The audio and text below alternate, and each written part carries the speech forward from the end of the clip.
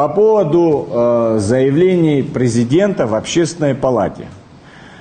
К сожалению, имел место факт средствами массовой информации искажения слов, которых сказал президент. Стоп!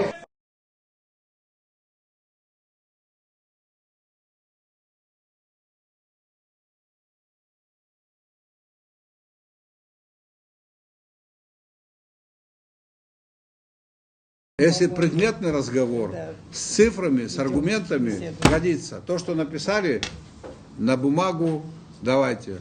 Вот министры, они с вами, мы это не будем откладывать и мусолить 100 лет. У нас будет рассмотрение в июле, и парламент должен принять решение. Именно должен. Да, именно должен. Я так вам скажу. А демагогия, отвлечение на ненужный объект, вранье, это то, с чем мы живем долгие десятилетия, от этого нужно уходить.